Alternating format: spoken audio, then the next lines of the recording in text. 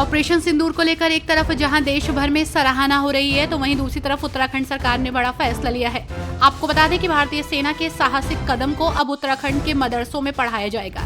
इसकी जानकारी देते हुए मदरसा बोर्ड के अध्यक्ष शगुन काजमी ने एक बयान जारी करते हुए कहा कि उत्तराखंड के मदरसों में अब ऑपरेशन सिंदूर को पाठ्यक्रम में शामिल किया जाएगा।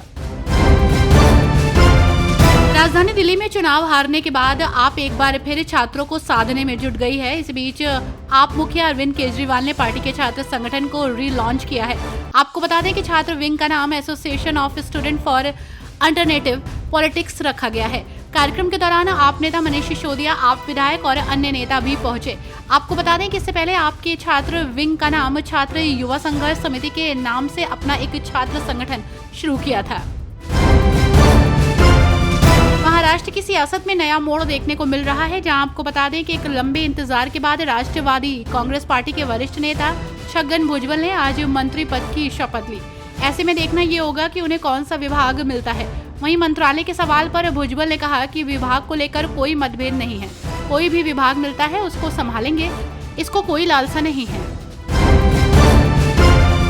राजधानी दिल्ली में भाजपा सरकार के 100 दिन पूरे होने वाले हैं, लेकिन जनता का क्या हाल है ये बात किसी से छिपी नहीं है। आलम यह है कि लोगों को अब पुरानी सरकार याद आने लगी है। इस बीच रेखा सरकार ने एक ऐसा फैसला लिया जो कि चर्चा में बना हुआ है। दरअसल रेखा सरकार ने विधायक निधि घटा दी है। रेखा सरकार ने विधायकों की क्षेत्रीय विकास निधि को 10 करोड़ रुपए से घटाकर 5 करोड़ कर दिया है। वहीं विधायक की स्थानीय क्षेत्र विकास निधि को 15 करोड़ से घटाकर 5 करोड़ रुपए कर दिया गया है। हिमाचल प्रदेश की सुक्खू सरकार युवाओं के लिए सुनहरा अवसर लेकर आई है। आपको बता दें कि सुक्खू सरकार राज्य के सरकारी स्कूलों में जेओए लाइब्रेरी के 100 पदों को भरने जा रही है।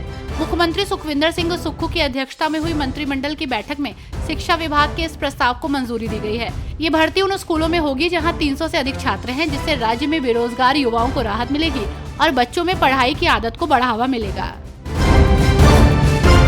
ऑपरेशन सिंदूर के बाद केंद्र सरकार ने अब दुनिया में पाकिस्तान को बेनकाब करने की तैयारी कर ली है। इसके लिए सरकार दुनिया के अलग अलग देशों में अपना प्रतिनिधि मंडल भेज रही है। तो वहीं ऑपरेशन सिंदूर के सिलसिले में संसदीय प्रतिनिधि मंडल में तृणमूल कांग्रेस के सांसद अभिषेक बैनर्जी पार्टी का प्रतिनिधित्व करेंगे। टीएमसी ने एक्स पर लिखा, हमें ये बताते हुए खुशी हो रही है कि हमारी अध्यक्ष ममता बनर्जी ने आतंकवाद के खिलाफ भारत की वैश्विक पहुंच के लिए सर्वदलीय प्रतिनिधि मंडल में तृणमूल कांग्रेस का प्रतिनिधित्व करने के लिए राष्ट्रीय महासचिव अभिषेक बैनर्जी को नामित किया है।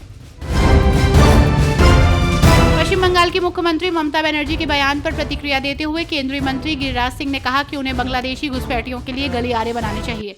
उन्हें हराने के बाद भी अगर दुश्मन झूठी बातें फैलाता है तो हमें दुनिया को सच बताना होगा। पाकिस्तान एक आतंकवादी देश है और हमें दुनिया को बताना चाहिए। साथ ही कहा कि उन्हें बांग्लादेशी घुसपैठियों के लिए गलियारे बनाने चाहिए और बताना चाहिए कि अगर वे सत्ता में आती हैं तो बांग्लादेशियों को कौन निकालेगा। ये उनकी देशभक्ति है।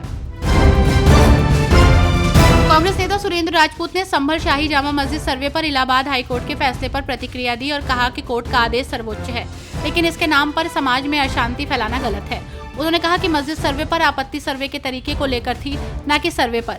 राजपूत ने आरोप लगाया कि इस मुद्दे को हिंदू मुस्लिम विवाद में बदला गया, जिससे हिंसा और हत्याएं हुई। उन्होंने सुप्रीम कोर्ट और हाई कोर्ट से सामाजिक सौहार्द का संज्ञान लेने की मांग की। आरएलडी नेता मलूक नागर ने भारत की तरफ से जा रहे डेलीगेशन को लेकर कहा कि पाकिस्तान आतंकवाद को बढ़ावा देने और झूठी बातें फैलाने की कोशिश करता रहा है। मिस्री साहब जो विदेश सचिव हैं, उन्हें सांसदों को सबूतों के साथ पूरी जानकारी देंगे ताकि वे दुनिया के प्रमुख देशों में पाकिस्तान का असली चेहरा उजागर कर सके। पाकिस्तान विदेशी मदद को विकास के नाम पर लेकर उसे आतंकवाद में लगाता है। तेजस्वी यादव इन दिनों नीतीश सरकार को घेरने का एक भी मौका नहीं छोड़ रहे। इस बीच पटना के एनएमसीएच में मरीज के पैर की उंगलियों को चूहे द्वारा कुतरे जाने के मामले पर तेजस्वी यादव ने स्वास्थ्य मंत्री मंगल पांडे और मुख्यमंत्री नीतीश कुमार को घेरा है। तेजस्वी यादव ने एक्स पोस्ट के जरिए कहा कि दिव्यांग मरीज जो रात के समय गहरी नींद में थे, उनके पैर की उंगलियों को चूहे ने कुतर दिया। इसी अस्पताल में बीते दिनों एक मृतक की आंख को चूहे ने कुतर दिया था, लेकिन किसी पर अभी तक कोई कार्रवाई नहीं हुई।